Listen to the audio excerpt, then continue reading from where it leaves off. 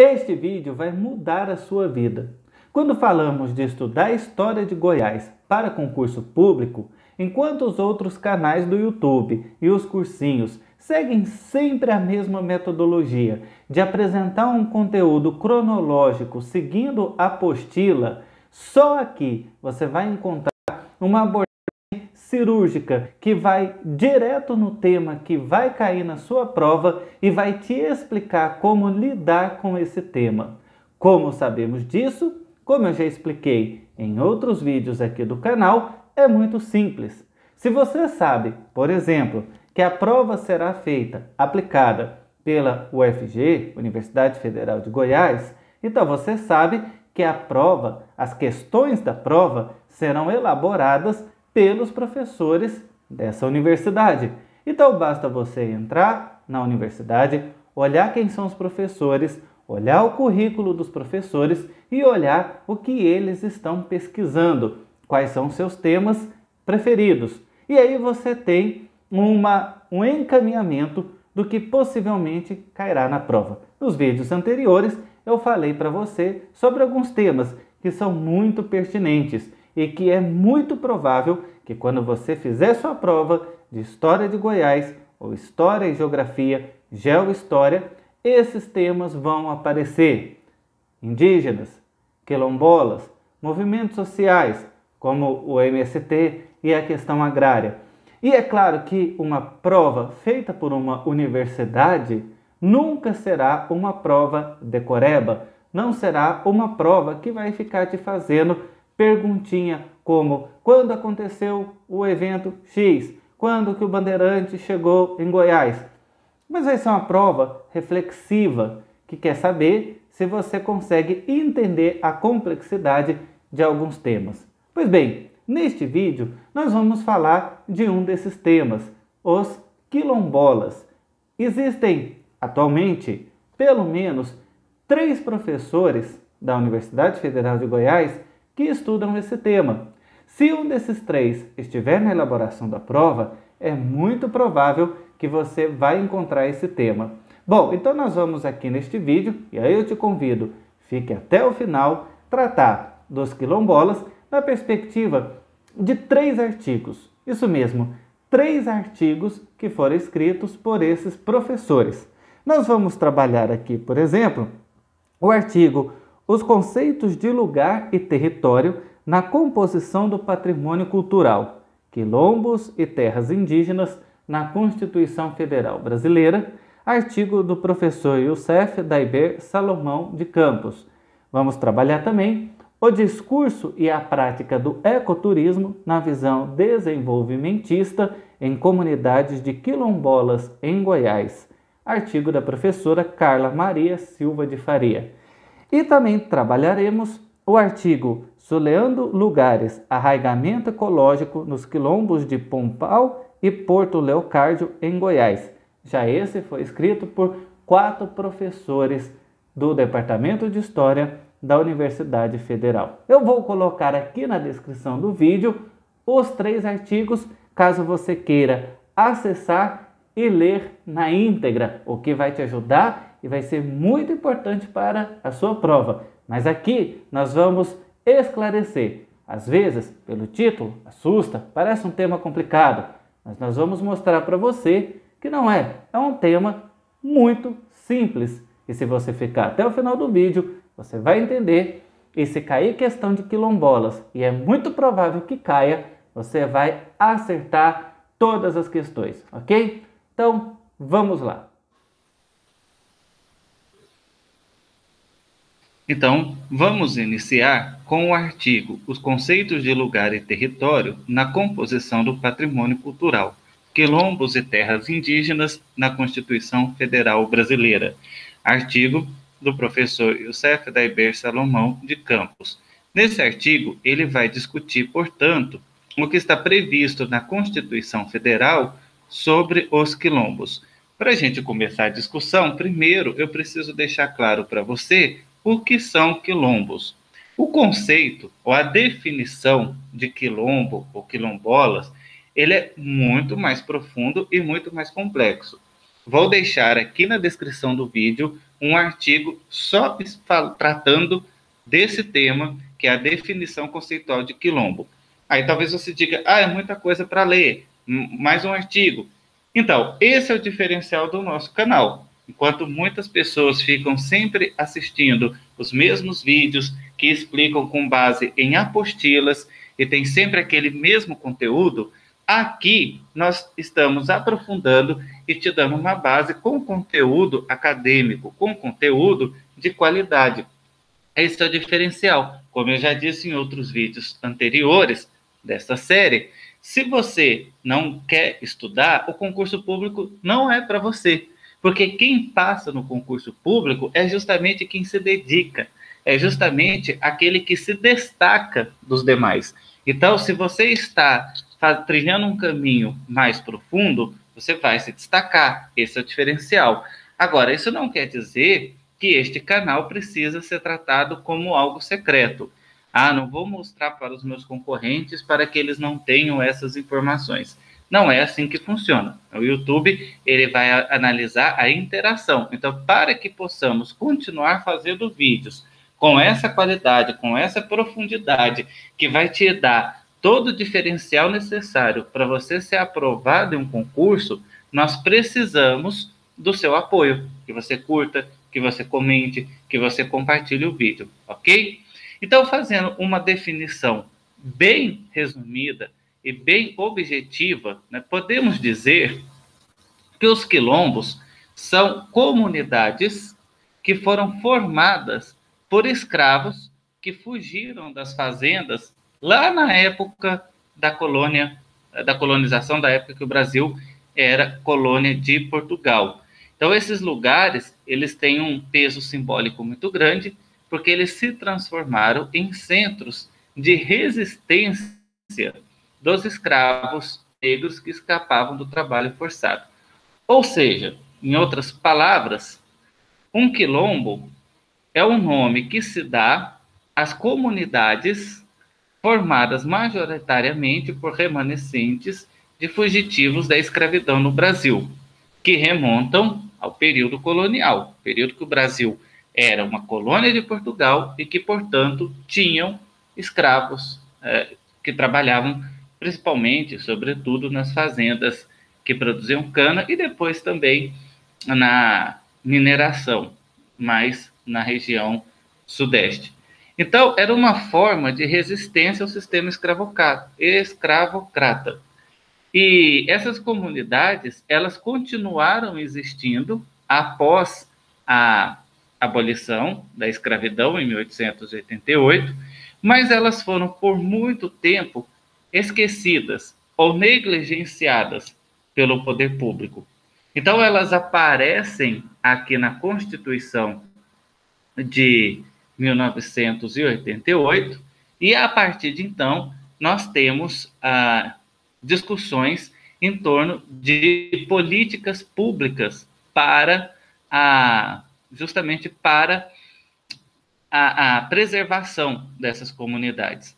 Então, aqui nesse artigo, que está aqui na descrição, você pode ler todo com calma, estudar, e aí, se você tiver dúvida, você coloca aqui nos comentários, que a gente responde, mas aqui nos comentários do YouTube. Então, ele diz, determina o artigo 216 da Constituição Federal, no parágrafo 5º, que ficam tombados todos os documentos e os sítios detentores de reminiscências históricas dos antigos quilombos. Ou seja, é isso que nós acabamos de falar. Ficam tombadas essas comunidades que são formadas por esses descendentes de escravos que fugiram na época da escravidão como forma de resistência.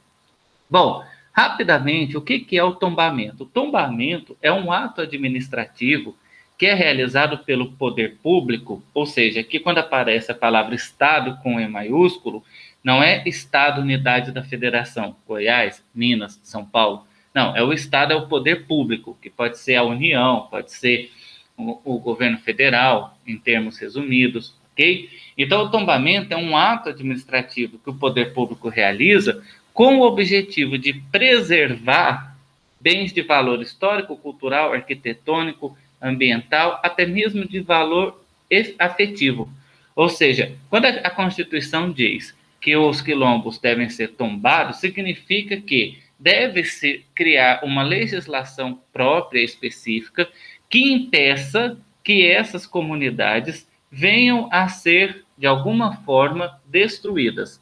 Porque se elas forem destruídas, nós não vamos ter a preservação desse patrimônio, que não precisa ser só físico, né? O patrimônio cultural, o patrimônio material. Mas toda essa discussão daria um outro vídeo. Por enquanto, vamos focar nisso, ok? Então, a Constituição dita que aos remanescentes das comunidades dos quilombos que estejam ocupando suas terras é reconhecida a propriedade definitiva, devendo o Estado emitir-lhes os títulos respectivos. Ou seja, a Constituição determinou que aqueles que moram nesses quilombos passam a ser proprietários dessas terras. E aí esse artigo vai fazer toda uma discussão a respeito dessa preservação, ok? Bom, aqui nós temos o segundo artigo, Suleando lugares, arraigamento ecológico nos quilombos de Pombal e Porto Leocárdio, em Goiás, dos professores Alexandre Ferraz, Alexandre Martins, Elias Nazareno e Leandro Mendes Rocha. Não se preocupe com essa palavra, suleando. É um conceito que vem da região, da ideia da região sul do planeta. Isso daria outro vídeo, outra discussão. Em outro momento a gente fala sobre isso. Mas agora vamos focar na história de Goiás, principalmente na questão dos quilombos. Então, ele diz aqui no seu artigo, como se sabe, são muitos os quilombos no Brasil, cada qual com seu universo particular. Então, lembre-se, não generalize que quilombo é tudo uma coisa só, tudo igual. Como bem refletiu Carvalho, o rosto quilombola é muito variado, quem sabe até mais variado do que o rosto indígena. Nesse sentido, chamamos atenção para o fato de que tal variedade também se estende à diversidade de lugares que os grupos quilombolas escolheram para se estabelecer. Então, guarde bem isso. Ou seja, a variedade do rosto quilombola tem a ver com a diversidade de lugares, ou seja, o fato deles estarem em vários lugares diferentes, ok? Com efeito, olha isso, o avanço do agribusiness no território brasileiro fez com que uma quantidade significativa de quilombos rurais tenha se tornado verdadeiros enclaves em meio a oceanos de monoculturas, ou seja, aquelas fazendas que plantam uma coisa só, tipo soja, para exportação. Então, você tem um conflito, ou seja, entre o interesse desses grandes fazendeiros que plantam um produto em larga escala para exportação e os territórios, as terras dos quilombos. Então, a situação que os expõe a fortes pressões ambientais.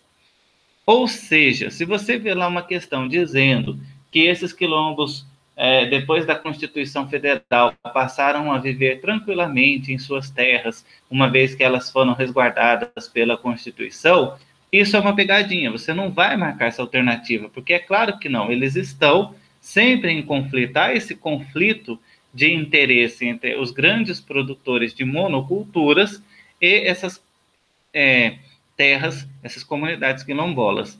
Veja, tal paisagem faz despertar a antiga noção, embora já pouco desgastada, de que no passado, devido a um relativo isolamento geográfico desses quilombos em relação à população envolvente, suas comunidades estariam mais protegidas, menos vulneráveis. Embora verdadeira quanto aos riscos ambientais, o problema dessa noção é que, além de tirar completamente de cena o protagonismo dos quilombolas quanto à escolha do lugar, também circunscreve o advento de um território quilombola a uma simples operação do tipo deslocamento mais perambulação ou fuga é igual à ocupação de espaços protegidos. Ou seja, o que se está dizendo aqui, também, em outras palavras, é que essas comunidades quilombolas, elas tiraram delas o protagonismo de escolher o lugar. porque acabou que muitas vezes esse território foi circunscrito sem eles terem de fato uma escolha. Por exemplo, se eles estavam fugindo, muitas vezes eles estiveram num lugar porque foi o lugar que deu para ficar, né? E aí, quando o poder público demarca essa terra, não quer dizer necessariamente que eles escolheram essa terra. Eles estavam ali porque eles fugiram para aquele lugar. E aí ele diz o seguinte: há uma lacuna de explicação sobre os caminhos construídos por esses agentes durante o processo de deslocamento até a chegada e ocupação desses territórios. Ou seja, você não sabe por que o quilombo está no lugar onde ele está. Como que eles chegaram até ali? Por que eles estão naquele lugar? Entendeu?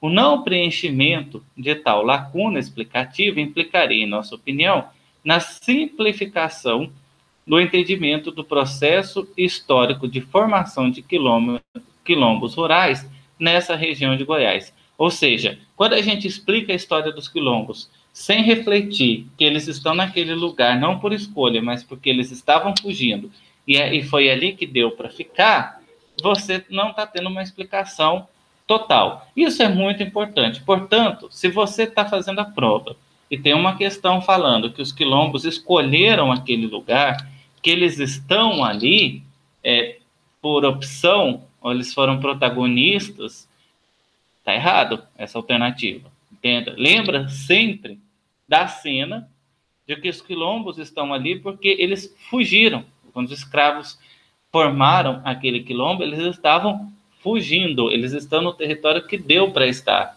ok? Lembre-se sempre disso.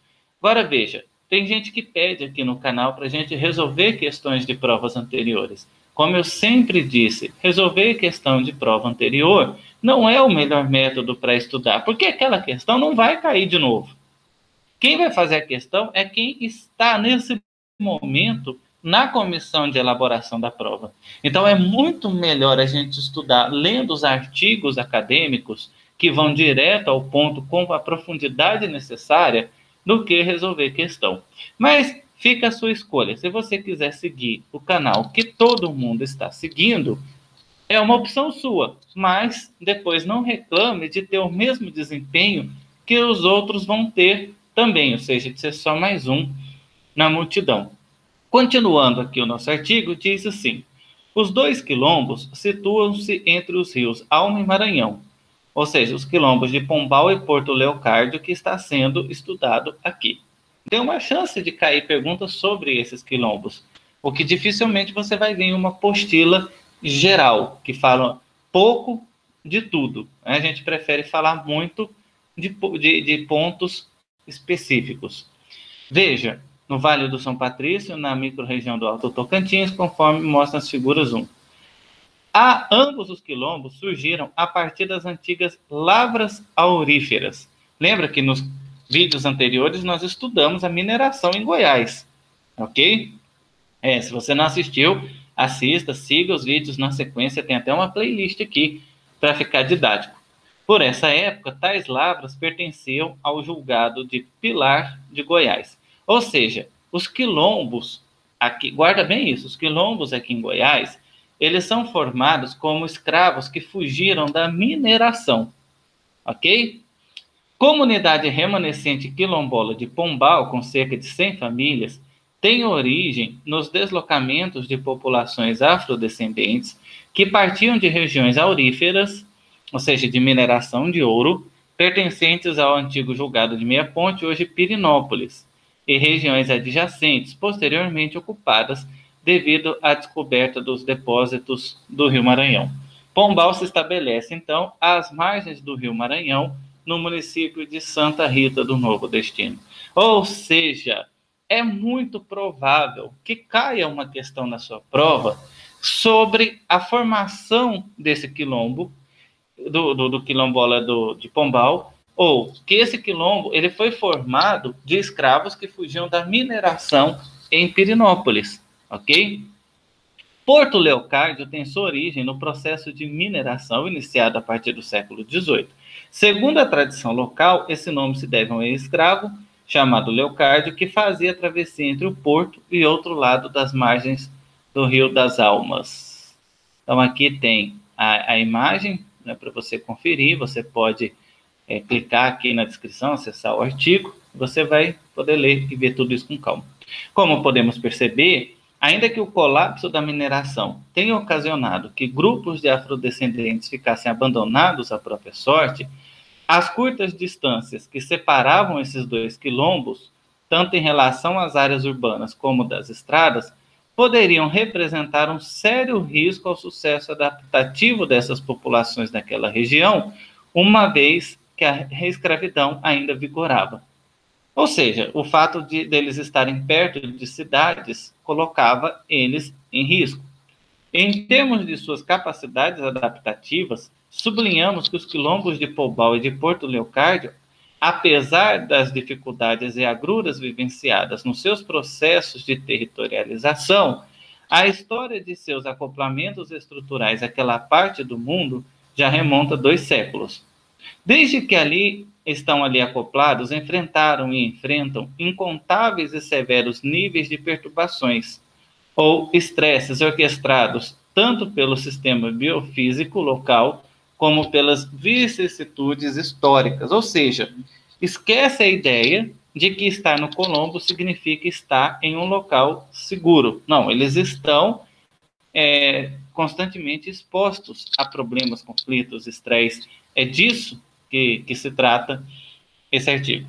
O rio sempre foi para eles mais que uma fonte de alimentação. Tá? Cuidado, isso aqui pode cair muito na sua prova. Qual que é o papel do rio para as comunidades quilombolas? E aí você pensa, bom, ele usava para pescar, então era para comida? Não, olha só. Trata-se de um espaço de memórias ao qual se referem de maneira respeitosa e saudosista, relembrando dos tempos de criança e das inúmeras brincadeiras que ali faziam enquanto as mães lavavam roupas ou quando iam buscar água para o consumo doméstico. Sua obstinação em seguir vivendo às margens do Rio das Almas é uma prova dos fortes vínculos que os moradores de Porto Leocárdio mantêm com ele. Ou seja, guarda isso. Os quilombos, eles estão à margem de rios, não só por uma questão prática, para ter água, para ter alimentação, pesca, mas porque tem uma memória afetiva, tem uma relação afetiva entre o quilombo e esse rio. Me fala, em que canal você vai ver uma explicação dessa clareza e profundidade? Ou seja, se você ainda não se inscreveu, se inscreve no canal, assim você ativa o sininho e recebe os próximos vídeos. Isso vai ajudar você a se preparar com qualidade, ok? Continuando, essa marcante vinculação com os cursos hidrológicos, ou seja, os rios, também pode ser vista no quilombo de Pombal. Segundo relatos do senhor Norberto Souza e José Nunes, o território quilombora era organizado com base nos cursos d'água. Guarda isso, os territórios quilombolas eram organizados com base nos cursos de água. Lembra, a prova não é só história de Goiás, é geohistória de Goiás. Considerações finais. Tais cenários visitados revelam-nos uma importante dimensão do fenômeno da territorialização quilombola nas regiões pesquisadas. Trata-se do fato de que antes que esses grupos quilombolas definissem seus espaços de ocupação, já se encontravam neles arraigados. Ou seja, primeiro eles foram para lá, para depois esse território ser definido. Tais arraigamentos, como se tentou mostrar, ultrapassam a ideia da apropriação física do território, ganhando também a dimensão do simbólico, em que as cosmovisões e as sensibilidades traduzem-se por meio de formas outras de ver o mundo, que vão desde o gesto, como andar ou dançar, ao uso da água na utilização de uma planta de cura, nas formas intertextualizadas de comunicar o mundo, seja no universo de chorado, até mesmo episódios de fuga, em que algum escravo, ao invés de desaparecer para sempre, preferiu se vestir-se de couro de onça e permanecer naquelas matas lutando contra o branco e contrabandeando. São, portanto, muitas as maneiras como esses territórios vêm sendo física e mentalmente tracejados. Sempre que você vê uma alternativa na sua prova muito simples, desconfie. porque uma prova reflexiva de geohistória sempre vai ter uma complexidade. Outro aspecto revelador do arraigamento ecológico diz respeito à permanência dessas comunidades, pois, desde o colapso da mineração naquelas lavras, a gente estudou isso nos vídeos anteriores, seguido pelo relativo abandono por parte da população branca até o primeiro quartel do século XX, período em que se assiste à chegada de novas frentes de ocupação, tais comunidades remanescentes conseguiram desenvolver padrões adaptativos capazes de garantir-lhes sua permanência naquele pedaço de mundo. Então, esse foi esse artigo. Vamos passar para o último, mas antes de passar para o último, eu te peço, curta o vídeo, clica aí no joinha para que o YouTube perceba que o nosso trabalho está fazendo diferença para você, ok? E agora vamos ao terceiro e último artigo, que é o discurso e a prática do ecoturismo na visão desenvolvimentista em comunidades de quilombolas em Goiás, de autoria da professora Carla Maria Silva de Faria. Então, aquele artigo anterior tratava daquelas duas comunidades quilombolas, e neste nós vamos falar dessa outra comunidade. Vejam, o sítio histórico Patrimônio Cultural Quilombola Calunga, em Goiás, representa um dos casos nos quais se vislumbram traços de desenvolvimento de base local por meio da exploração da atividade turística. Ou seja, você torna um lugar turístico e isso ajuda a desenvolver a região. O sítio histórico e patrimônio cultural quilombola Calunga se constitui um local turístico desde o início da década de 90. Cabe, portanto, uma reflexão sobre a condição de transformações do colonialismo interno, é outro conceito que daria outro vídeo, reverberando na qualidade ambiental e de vida para os Calunga, termo atribuído aos quilombolas do norte de Goiás. Olha quanta informação interessante. Ou seja, Calunga é um termo atribuído aos quilombolas do norte de Goiás. Se cair isso na sua prova, você já sabe. E aí ele está dizendo sobre o fato de que esse lugar é turístico, isso começou na década de 90, e que ao se transformar em um lugar turístico, isso alterou, influenciou a qualidade de vida dessa população, tanto a qualidade de vida quanto a qualidade ambiental. Olha isso. O sítio histórico e patrimônio cultural quilombolas, composto de comunidades remanescentes de quilombolas, consideradas como tradicionais. Essas comunidades, a despeito de sua longa existência na sociedade brasileira, somente passaram a ter visibilidade a partir da década de 90. Então, se tiver uma questão na prova falando que eles sempre foram preservados, valorizados, lembrados, desde a época da colônia, esquece. Não é a alternativa correta. O que nós estamos vendo em todos os artigos é que eles foram esquecidos, que eles não eram enxergados, e que no caso dessa comunidade, por exemplo, isso começou a partir da década de 90. Historicamente, elas lembram um período de escravidão e sujeição social e econômica, com sequelas até o presente. Assim, presta atenção nisso, olha, pode ficar uma questão desse jeito, dizendo que essas comunidades buscam na atividade turística o desenvolvimento local também para suprir a ausência de políticas apropriadas. Ou seja, se você de repente se deparar lá, você pode ver essa alternativa. As comunidades quilombolas buscam na atividade turística uma forma de desenvolvimento e de sobrevivência econômica? Sim, sim, certo? Olha só, para Casa Nova, o colonialismo interno existe quando as populações de nativos, ou excluídas por questões étnicas, não são exterminadas. Esses povos, minorias ou nações colonizadas pelo Estado-nação, sofrem com uma situação de desigualdade em face das elites, das etnias dominantes e das classes que as integram. Seus habitantes não participam dos mais altos cargos políticos e militares do governo central, salvo em condição de assimilados. Os direitos de seus habitantes, sua situação econômica, política, social e cultural são regulados e impostos pelo governo Estado-nação e pertencem a uma raça distinta da central. Em geral, os colonizados no interior de um Estado-nação pertencem a uma raça distinta da que domina o governo nacional e é considerada inferior. Em uma escala nacional, pode-se admitir que a situação na qual vivem os povos quilombolas conduziu a um colonialismo interno agravado pela ineficácia de políticas efetivas. Ou seja, a classe, seja econômica ou a população étnica que domina a política, principalmente a política nacional, ela não valoriza, ela não dá a devida importância a essa população que é diferente dela, seja no aspecto de etnia, seja no aspecto social e econômico. Então, acaba que os quilombolas do interior de Goiás, eles são esquecidos pelas políticas, pela classe que domina a política. É isso que o artigo está dizendo e que pode cair na sua prova. Diz assim, sobre os quilombolas do patrimônio cultural de Quilombolas Goiás, sobre o turismo.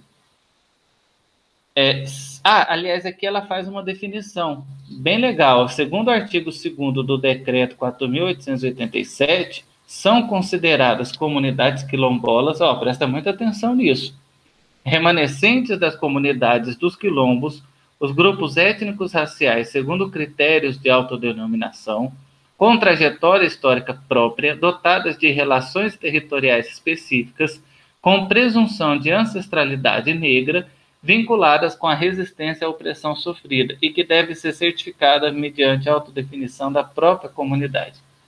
Então, o termo quilombola foi instituído pela Constituição Federal de 88. Dos 27 estados brasileiros, apenas no Acre, Distrito Federal e Roraima não se encontra nenhuma comunidade remanescente quilombola. Ou seja, só esses 3 estados que não tem. Bahia, Maranhão e Minas são os que têm o maior número. O estado de Goiás possui 47 comunidades quilombolas. Claro, quando esse artigo foi publicado.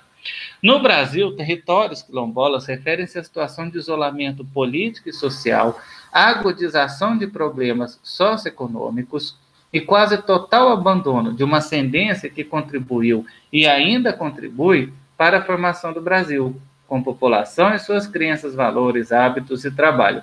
Trata-se da marginalização que está evidenciada ao se comparar as políticas públicas do Estado destinadas a essas comunidades com a situação real na qual elas vivem. Como já se anunciou para este debate sobre o turismo, escolheu o sítio histórico do patrimônio cultural Calunga, criado pela Lei 11.406 e tal. Pela fundação, foi reconhecida como comunidade de quilombolas remanescentes. Essa abarca uma área de 253 mil hectares. Então, você pode ver esses artigos com calma, vou deixar aqui na descrição, como já disse, para ter acesso melhor a essas informações. Em relação às populações do sítio, estima-se um número de 4.200 pessoas espalhadas em cerca de 60 comunidades. Em Engenho 2, a maior delas existem aproximadamente 150 casas, e aponta a existência de 750 habitantes. O reconhecimento nacional desse povo como dono das terras do sítio ocorreu somente em 20 de novembro de 2009.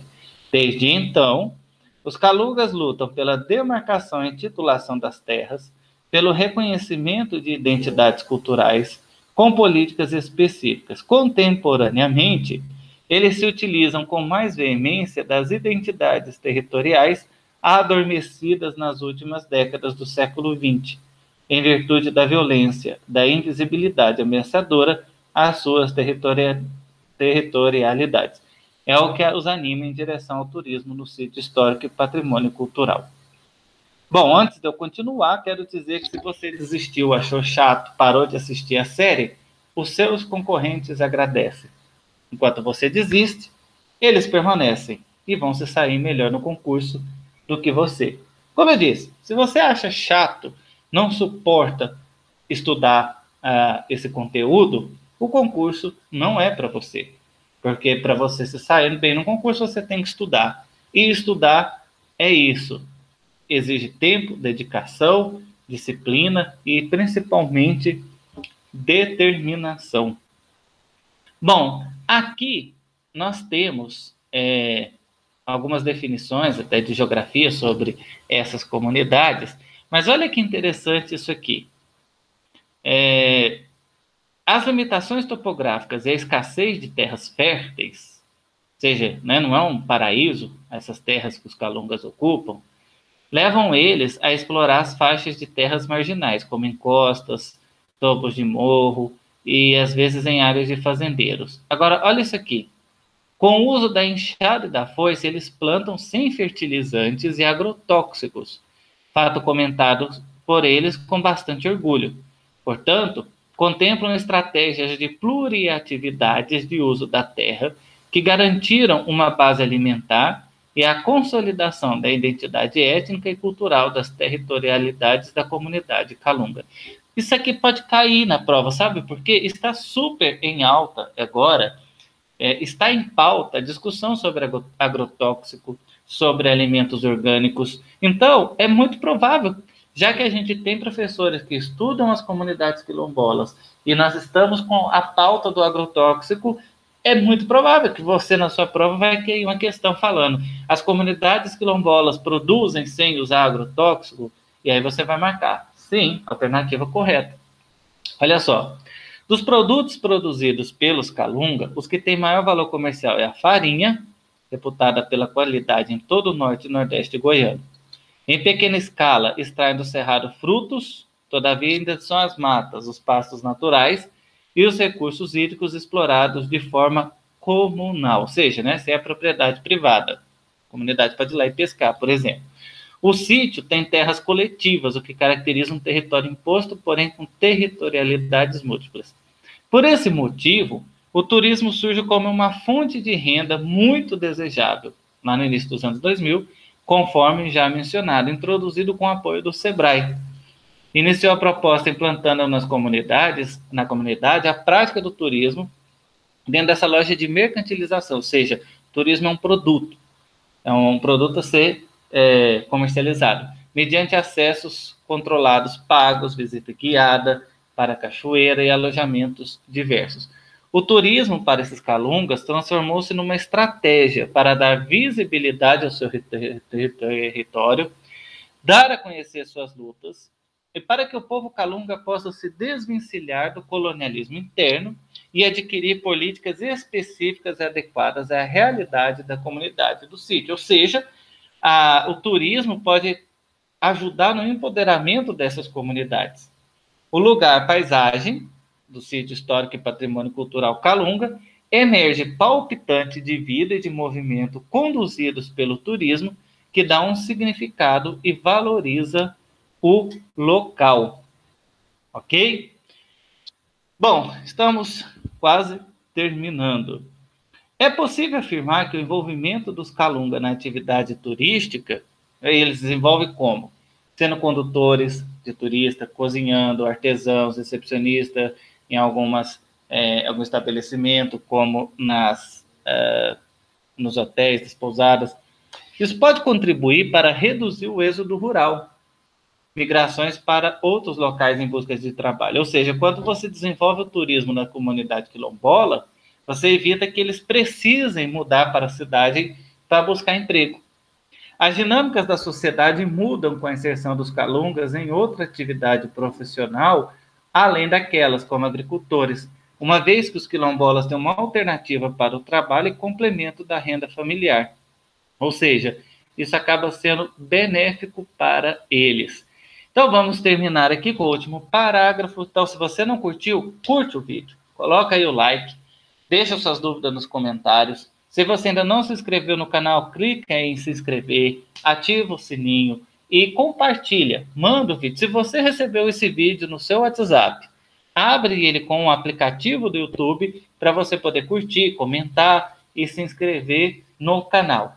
Enquanto mais a gente tiver essa interação, quanto mais pessoas curtirem, comentarem, mais vídeos nós vamos produzir que vai te preparar para fazer uma prova extraordinária. Agora, é claro, quando a gente posta um vídeo que tem pouca repercussão, pouca curtida, nós acabamos fazendo outros vídeos aqui no canal. Então, depende de você e eu conto com você.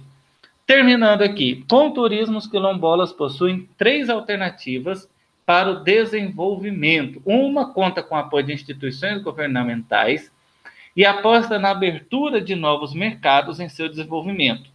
Essa é atualmente a mais importante e constitui uma política econômica de interesse capitalista. A segunda visa ao desenvolvimento essencialmente econômico, embora esteja revestida de um conteúdo social. Trata-se de encontrar produtores locais que podem tornar-se empresários exitosos e autônomos. A terceira modalidade, que surgiu nas comunidades, tem como objetivo o melhoramento da qualidade de vida. Refere-se a comunidades que criaram suas próprias estratégias de sobrevivência, que relembra as estratégias de manter as atividades de produtores rurais e as condições de turismo pelos quilombolas. Porém, crescem rapidamente os interesses voltados para a segunda alternativa, desenvolvimento econômico, o que fortalece um volume maior de visitantes, sem gestão ambiental e diverge dos princípios do ecoturismo. Então é isso. Obrigado pela sua audiência e até o próximo vídeo, quando trataremos das questões indígenas. Muito obrigado se você assistiu até aqui e boa prova para você.